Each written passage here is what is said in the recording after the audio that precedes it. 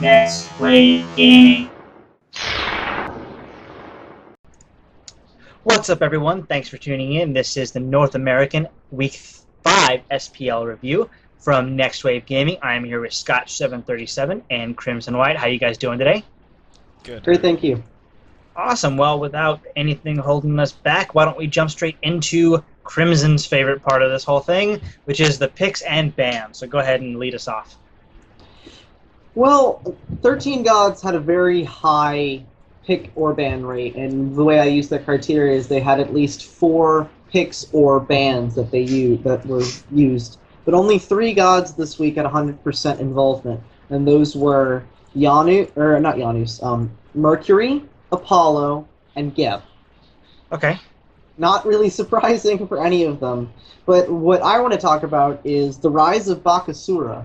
Baka was involved in 9 games this week out of 10, which is more than the likes of Ra, who he had stated previously as one of the strongest, if not the strongest, gods in the game. Why is Baka rising so high? Does he have any bans, or does he have any picks? Is it all picks? Bakasura... Hold on just a sec. I don't remember seeing Baka banned anywhere. Baka was banned in 3 games and picked in 6. Really? The only way I could see that is to be a very niche pick, maybe against a warrior in the solo lane. If you're going up against a Shock or even an Odin, or somebody who's going to have at least any moderate level of tankiness, you get Bakasura for the true damage. That's the only place that I could see him really shining in. So maybe, I mean, looking back at the picks and bans this week, like, you don't see like strict warriors in the solo lane to have that much involvement, but that's where I could see him being. But other than that, I have no reason for the Bakasura pick. Any ideas, Scotch? I think it comes down to basically 2 things.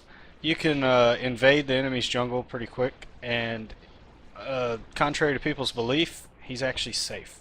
He's a safe pick that does a lot of damage very quickly, and you can have a tower down in less than 10 minutes if played right. He's an assassin with good sustain. The Eat minion is really undervalued as an ability, and personally I think it's the cripple, because if you're going to play against characters that have leaps, or the cripple really slows down some people. Now, Baka has a really bad matchup against characters like Ra, but I'm not sure very many people do have good matchups with Ra.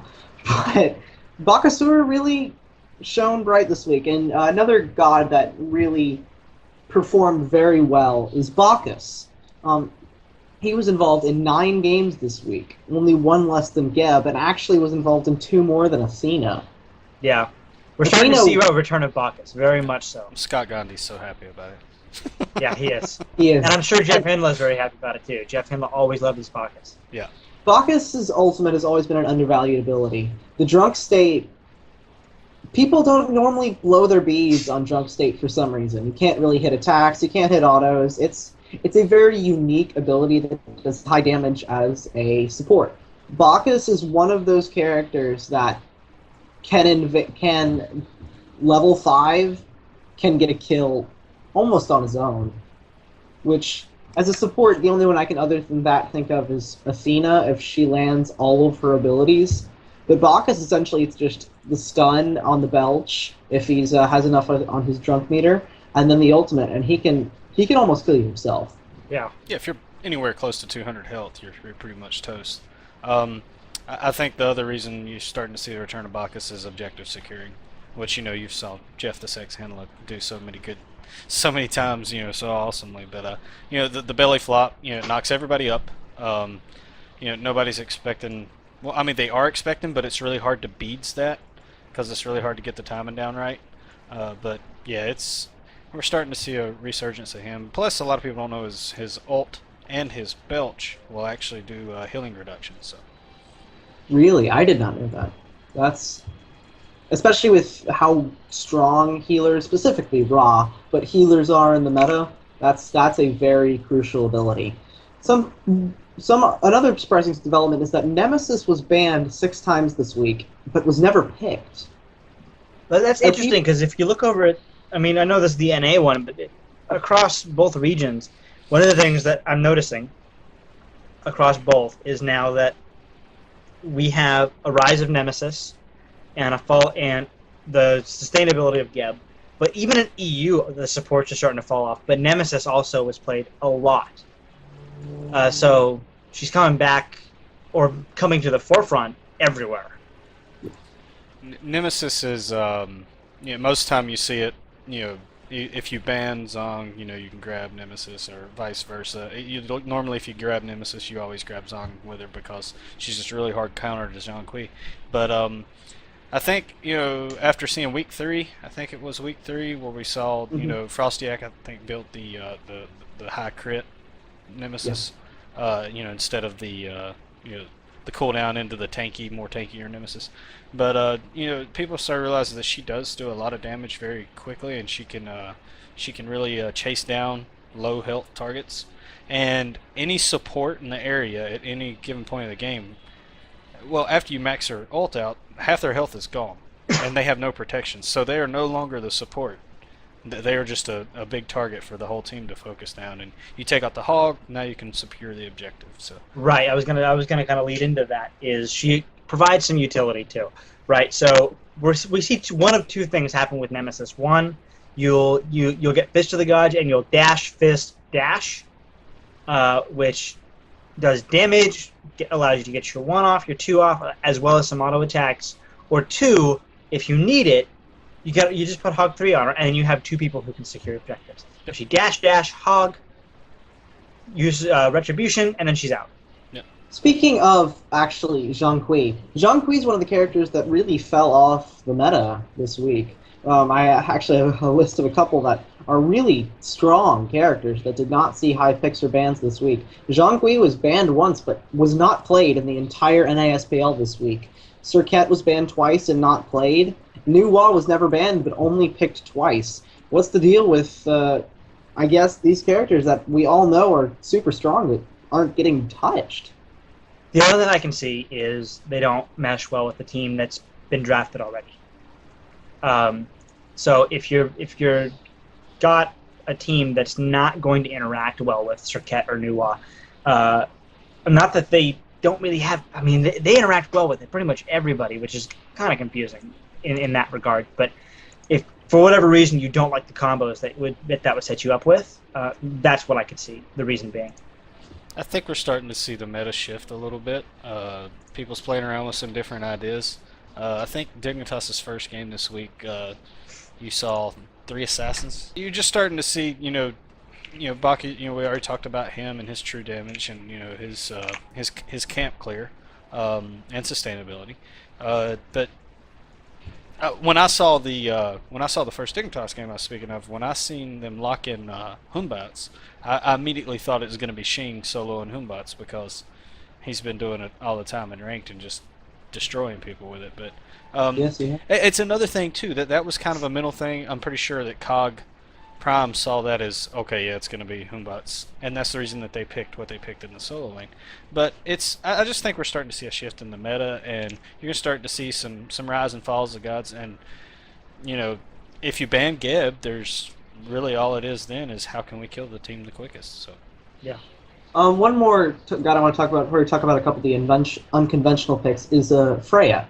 Freya had 4 picks and 4 bans this week, and personally, I think that's more of the rise of playing physical players in the solo. Because for weeks and weeks and weeks, we just see people like Aphrodite, or Ra, or Habwa, or Zhang Kui, all these magical characters in solo. So you'd have a physical jungler to balance it out.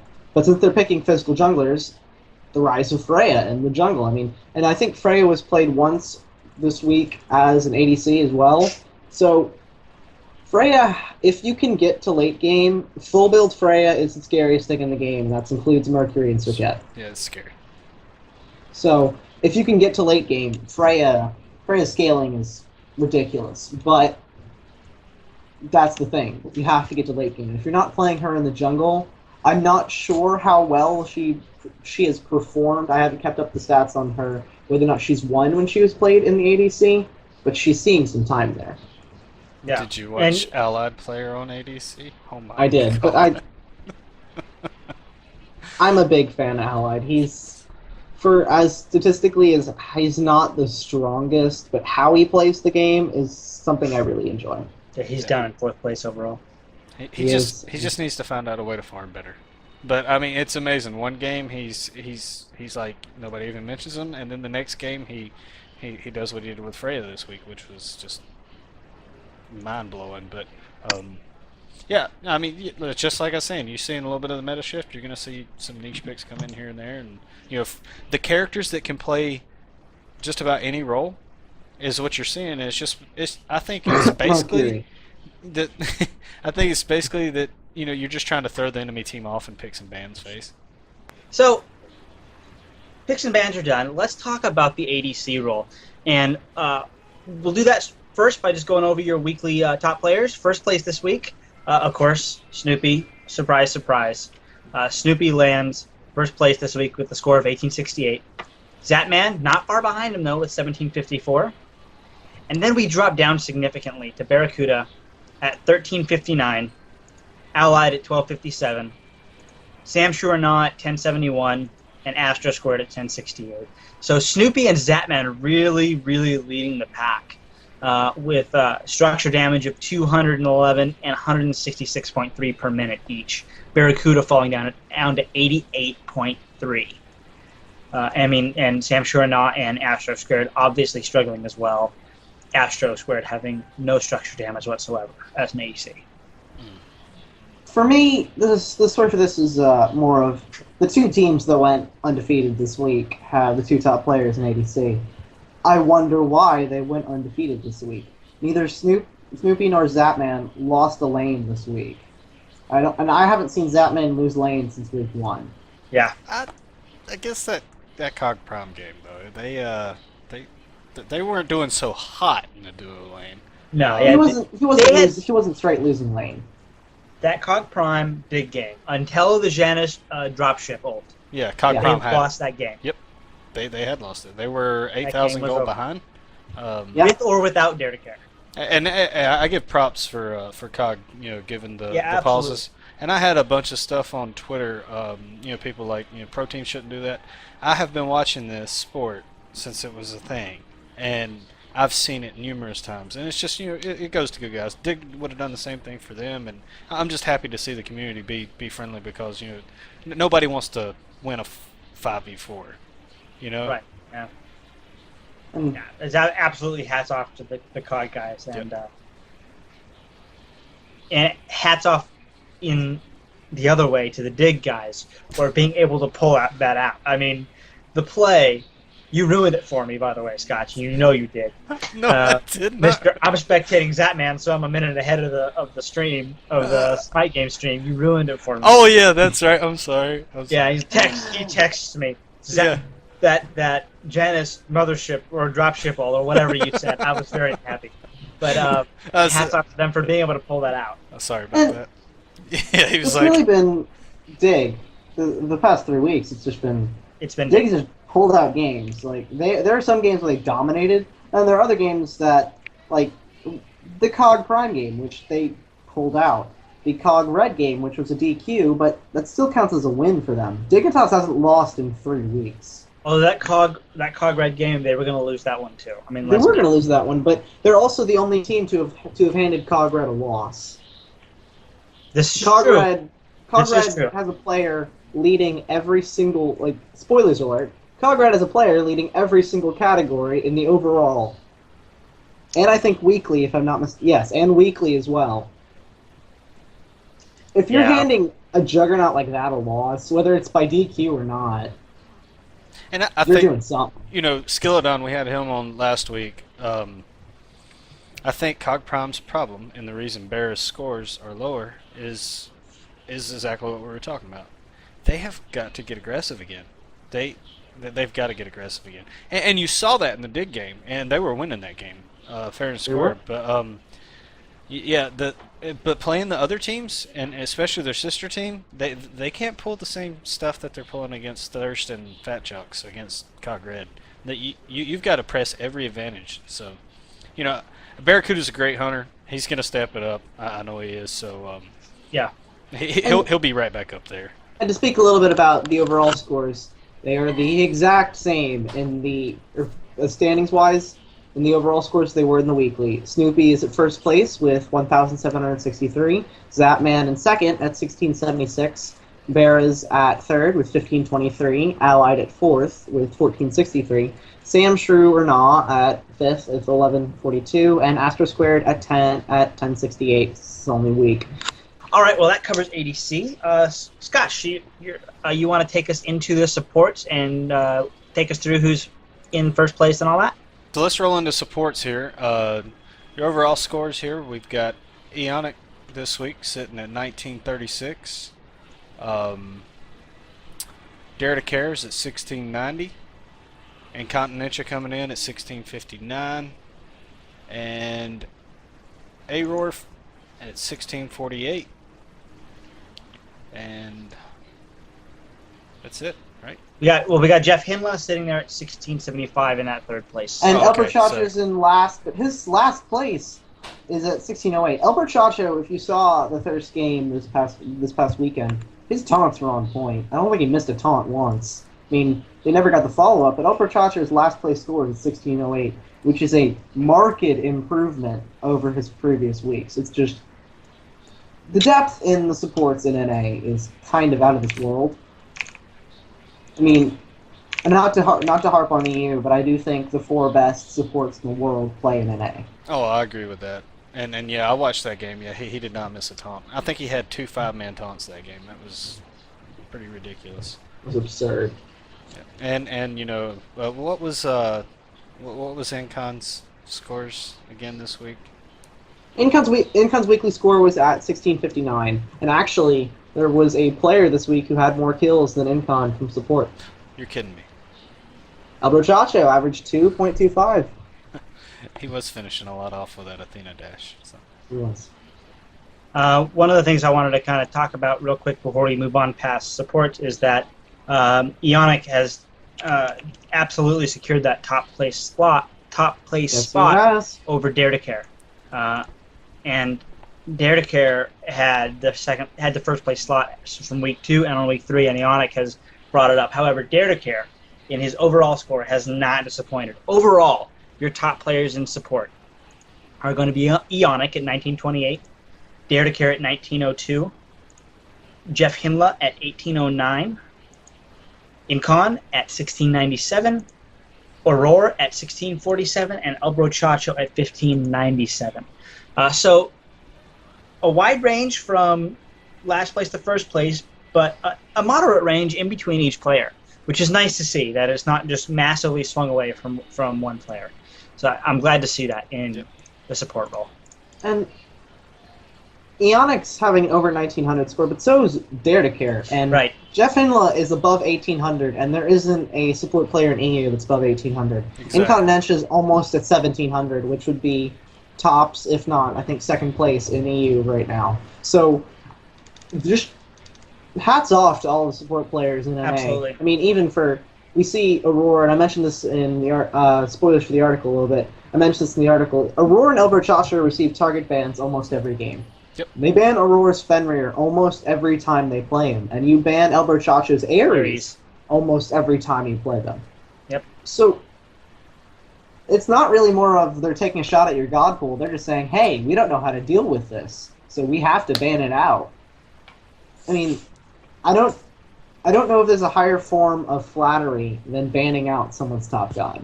Yeah, I would agree. Well, let's take on to our third role, which is the mid laners. Sam or Crimson, you want to take us off on the weekly scores for the mid lanes? Our weekly scores for mid lanes, again, my MVP for the first half, the Boosh, led overall with 1748. It's ridiculous. And then you just look at how good of a week Jerby had, and Jerby's at 1403. And Jaco Malfoy in third place at 1323. Good to see him back up there. It is very good to see him back up there. I do think Jaco Malfoy is the MVP of Thirst. He's a very good player, so it's very good to see him climb back up the standings. Nas at 1254 in fourth place. MLC Self, who did not have a very good week, at 1237. And Hurrywin bringing up the rear with 1175. Stealth, before the whole thing started, after the best left Dignitas, everyone thought Stealth was just going to roll over everyone in mid. Didn't happen this week. Well, no, because you have the Boosh. That's... And Cog didn't have very good games in general. I mean, they won, for all intents and purposes, they won the dig game, but lost the dig game. But then they had to face Cog Red this week, and Cog Red is the power that can't be stopped right now. Jakar's got Thor twice this week. What? I mean, We'll I know, but still, you've got the Boosh that you can't ban out. Because you can't ban out any player on that team. Are ban worthy. You can't ban any player on that team, and that's the reason they're steamrolling right now.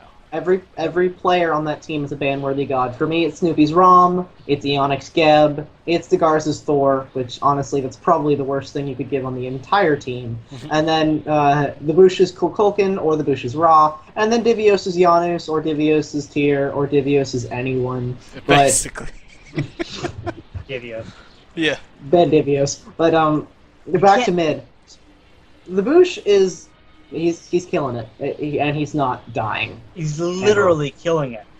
I mean, overall averaging 5.85 kills a game, dying an average of 1.31 kills per game, and getting an average of 9.77 assists per game in 13 games in 376 minutes. And he has a total of 76 kills. It's the highest in the SPL overall.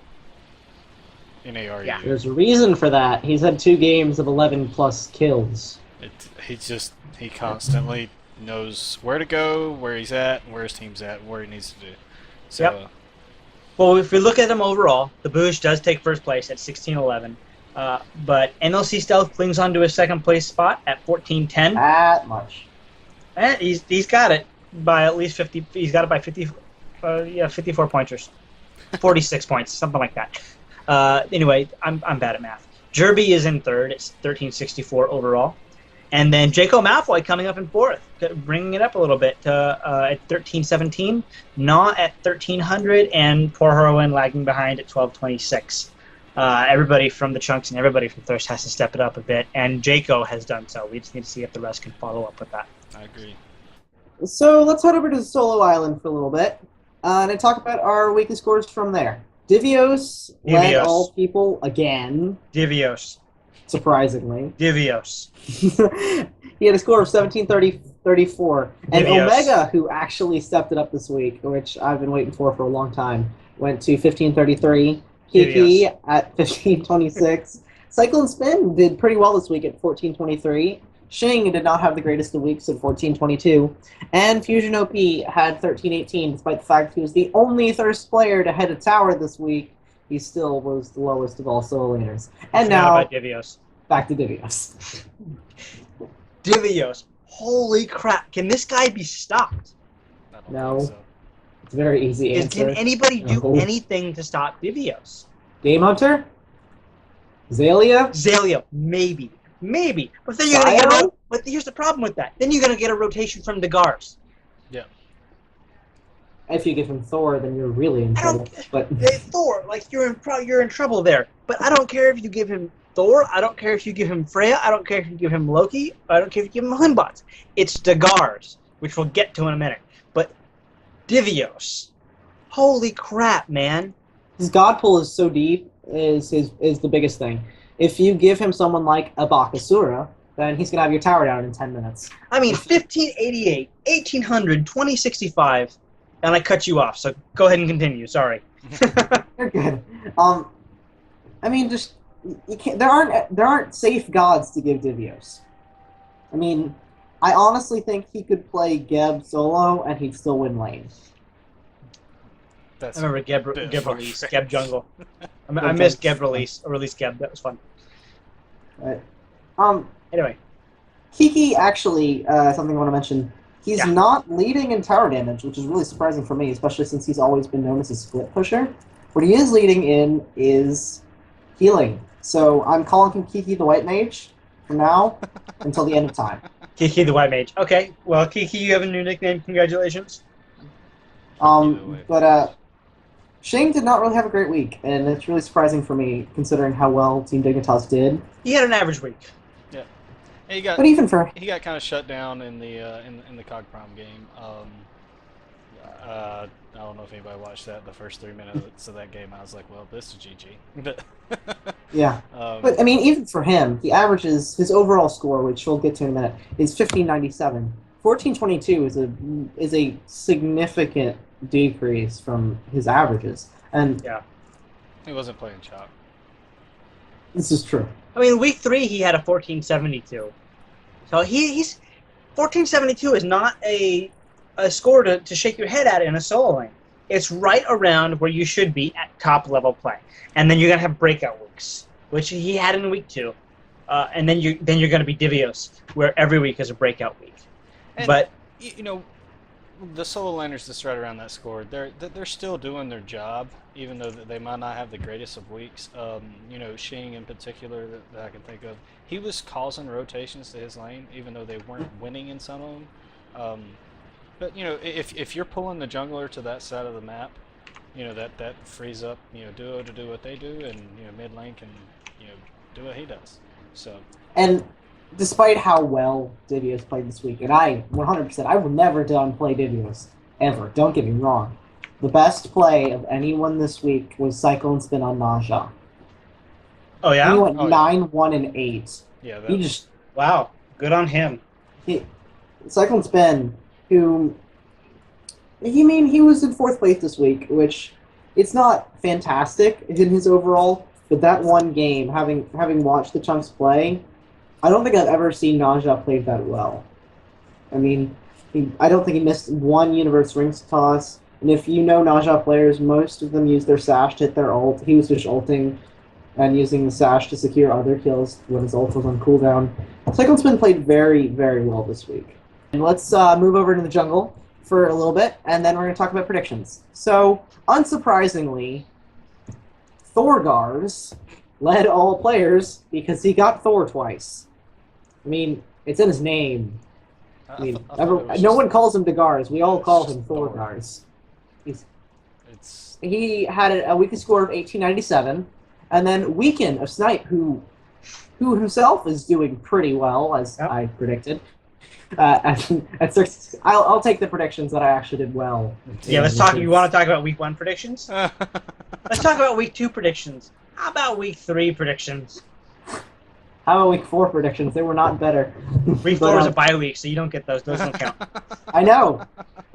Everybody was right on the week 4 predictions. But, alright, Weekend of Snipe was at 1600, and then Lassus had 1443. Andy, who's really struggling, at 1373. Wolfie at 1262, and then Unique at 1142. And to touch on the overall scores before we move into our prediction section that we've hinted at a couple times, Dagars leads all players and it's not close. He has an average of 1708, and then Weekend of Snipe jumped Lassus to go into 2nd place overall at 1516. That much. 1 point. Lassus is 1515. And when you look at their player damage per minute, Lassus and Andy average the exact same player damage. Wow. Did they? 539. Exactly. Weekend is the most underrated jungler. And Weekend is at 593.3. I mean, not even a point difference. Like 593. Let's see if I can. Same. Oh, okay. I have some decimals now. Andenser is 538.96774. Lassus is 538.99507. So Lassus still wins. We love you, Lass. That for last. Hold on, Weekend is easily Weekend is easily the most underrated player in Smite, and honestly, I am hyping up so much. I think that I'm probably overhyping him at this point. But Weekend is my player to watch, and I think as good of a week Weekend had, he could have done even better because I think Weekend is that good of a player. Yeah, okay, I would agree with you that Weekend is an underestimated player, but I think that's only because he hasn't had a lot of play. Okay, I agree. He hasn't been competitive for very long, just like Nah. We don't know how good Nah really is in competitive scene. Like, Did you see his Vulcan? I've not. Oh my god, his Vulcan! It's amazing. Okay, I'll go back and rewatch the game. But having a one-off game, even with the god that you're good with, doesn't tell you how good you are in the competitive scene. Exactly. We've only seen him one season in the SPL. We've watched Lassus now for season after season. We've watched Zatman for season after season. So we can. While I agree with you, he's an undervalued player. I think it's because a big part of it is because he's still relatively new. And same thing with Jerby. I think Jerby is a highly undervalued player. We said it last week. I'll say it again this week. He stepped he's an up his undervalued game player. so much this series. He did. He hit ult and he wasn't Nuwa. Yeah, he didn't have to have Nuwa to hit ults. And rounding out the junglers, we have Wolfie at 1250, which if Wolfie'd hit a tower, we'd all appreciate it. But and then we have Unique at 1182. Moving on to the predictions for the week. So the very first game we have is Cog Red against the Chunks. Anybody taking the Chunks? No, Cog Red all the way. Sorry, Yeah. Chunks. Cog We Red. love you, Samshu. I love what you do as a hunter, so variable, but He's like It's Cog 37, Red. right? He's like 37. he looks like a 12-year-old. Love you, Senator. The other game we have for the week is Cog Dig. Now, actually, I'm taking Cog. The Dig fanboy is taking Cog. And you want to know why? I just called out Andy, whom I think is the best player in the world. Do I think Andy's going to come back angry? 100%. And I don't want to play against Andy angry. It would scare the living hell out of me. So, I don't know if Andy's going to come back that quick. And you know, I love the reputation we're getting here at Next Wave Gaming, but I don't think you calling him out is going to make him mad enough. No offense. none taken. So I don't know if he's going to come back yet. At the same time, I got to give this one to Dig. I have to. I don't. After watching Cog's prime performance, granted it was against Cog Red, but after watching their performance against Cog Red, and after watching their performance against Dig, I have to say they're not performing up to snuff at the moment. I have to give it to Dig. Yeah, I'm giving this to Dig as well, and you know the reason is I think Dig's done a really good job on the picks and bans versus Cog Prime, and I agree with that. you know I actually agree with Wolfpack. I think it's going to take them maybe a game and a half this week to maybe step it back up, or maybe even the whole week. But you know, see them to come back out strong week 6. But I would just like to point out that the two Cog fans picked Dig, and the Dig fan picked Cog. Just saying. There's three So- fat chunks. Scotch I am taking the Chunks. or Crimson, either way. You're taking the chunks. I'm taking the I'm chunks. taking the too. Chunks. I'm taking the chunks too. I love Wolfie. I want to see Draco Malfoy do well. I love the guy. He's been awesome when he interacted with us, but they're just not doing it. 0 structure damage from anybody except Fusion OP does not spell well for a team. I'm going to go with the Chunks on this one, but please, Fat Chunks, put the pedal to the floor. Finish this game early, finish it quick, and make other people scared of you. Just get that into their Because heads. their early game presence is so strong, they can do it. Yep. It's just it's a mindset switch. Yep. The other game we have for that night is Cog Red against Snipe, and after seeing how picking Snipe to go undefeated in a week bit me in the butt, I'm gonna take Cog Red. I would take Cog Red even if you hadn't made that prediction, because Cog Red is Cog Red. They've only lost 2 games in 5 weeks. Well, really 4 weeks of competition. 4 weeks plus a bye. They've only lost 2 games. One was a DQ, and the other was Diggs' coming out party, the Right. 45-minute phenomenal Lassus and Shang. All of them averaged over like 20,000, or not 20,000, 2,000 player scores for that game. It was insane, but Cog Red all the way. Yeah, Cog Red. All right, Snipe versus Fat Chunks. I have to side with Crimson on this one from last week. I'll be on your side from last week. I don't know if you're going to agree with me for this week, but I give it to Snipe. As a matter of fact, I don't this week, but that's Really? merely on the basis of having watched Cyclone Spin play. I think Cyclone Spin outplays Kiki for this one game, and Naja over the White Mage, and I'm gonna take the Chunks. Okay. I'm predicting a very good week for them. So Yeah, I'm going to give this one to the Chunks because I did not like the way Snipe performed in their last game this week. So, I would agree with that. I did not. see if Chunks Chunks effect. keeps the pedal on the floor, that's if they try the same stuff they do with Cog Prime, they're going to lose late game. But anyway, I'm giving it to the Chunks. All right. On Friday, our other game is Dignitas Thirst. Anybody and take Thirst? Sorry, guys. Love you. Sorry, Thirst. Again, love you, Wolfie. Love you, Jaco. But it's Dig. It's new Dig. Sorry. At this level. On Saturday, we have our all-Cog affair, and I am picking red over Cog Prime, because I don't think that it's smart to bet against Cog Red anymore. It's destroyed me enough times that I'm not going to do it. All right, Cog Prime, I believe in you. Red's got to lose a game this week. Just beat him. Cog Prime. If they're going to lose, they are going to lose Dig or Prime. Yeah, they won't lose to anyone else. I think they will take over Dig, but the people who have the best shot at beating them are Prime because that's who they scrim against. Okay. So I'm gonna give this one. I'm gonna give this one a tentative Prime. So adjust the graphic accordingly. But I'm giving this one to Prime. I'll give it a half a check mark. Halfway. The other game we have on Saturday is Chunks Dig, and I am taking the Chunks. Chunks always play Dig close, and I really do think that Dig has to lose a game somewhere. I don't think Dig is going to start off 0-4 and then go undefeated the rest of the way. Dig has to lose a game somewhere, and I'm picking it there. I'm taking Dig, and here's why. Yes, they always play Dig close. Fat Chunks always plays Dig close. But as far as I know, Chunks does not have a coach. Dig does, yes. and Anatoly will recognize what they need to do to beat Chunks. I believe in Toly that much. There's not enough awareness, I think, on Chunks to overcome the awareness that you get from a coach. And Dig has that over Chunks. So while I think they will still play close, Dig will make the minor adjustments they need to take the win. I'm going to give it to Dig, and just because I think they're better at farming when it comes to middle game. Plus, they're better at rotations, I do believe. I mean, Auror could blow us all up in the first 3 minutes, but I'm giving it to Dig. Our first game on Sunday is Cog Snipe, and I'm taking Cog over Snipe despite the fact that Weekend's been outperforming Andy, and I don't really have a reasoning for taking Cog over Snipe. I think that they're pretty evenly matched, but I haven't seen a lot of good things from Snipe.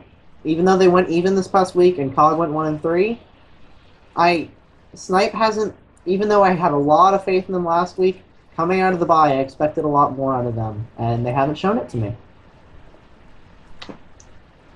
We're looking at the Snipe Cog Prime game. Mm-hmm. Scotch. Here you go. They're going to beat Cog Red the night before. Alright?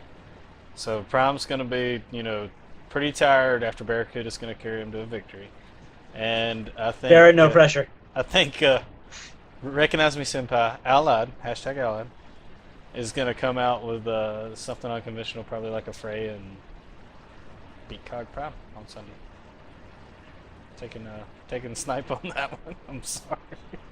Can you give me a half check on both? Yeah. We'll go It'll over be here a a really little bit close over there. game. No, it's going to be a close game. I think it will be. But the Cog fanboy has to break down a little bit. I have to give this one to Snipe. I think I agree with Scotch. They're going to focus on beating Cog Red and not do enough homework on Snipe.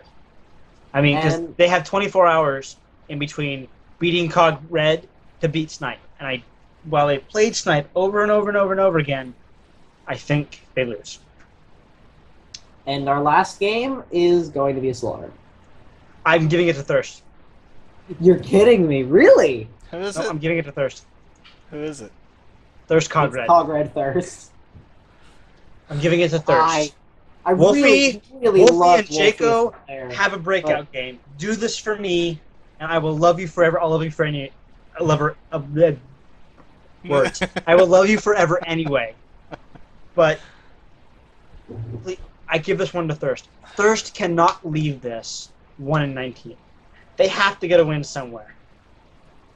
Not that I think their win is going to against Cog Red, but if there's one team that anybody's going to write off, it's going to be Thirst. This is true.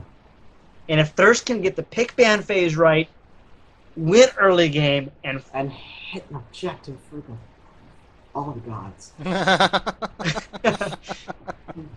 Yeah, there's 6 of them on the map. You can touch them. It's okay. Well, I think what they're doing, I think they're pushing up the lane, and then they're letting the minions go in there, and then they're back. Yeah. And what they need to do is they need to take towers. But anyway, that's a different discussion. Yeah. We need to stay there and put some damage on I'm themselves. sorry, Thirst. It's... Yeah, I'm gonna give you one, and the one I'm gonna give you is Cog Red. Don't disappoint me. All right. Go Wolfie. Go Jaco. Go Fusion. You know, the whole works. Astro Square. And that's the other reason. I think Astro Squared is going to come into it. This is his first week playing. He's a very good player. He's a phenomenally good player. Yeah, I think he had a lot of butterflies this week. So. Just like Na did. Na took a full week to get into place. And even week 2, he played a support mage. He's still playing support mages, but he's able to push out a little more. He's getting his feet wet more than we've seen before. And Astro is going to be able to do the same. Elbow Chacho is not a slump support.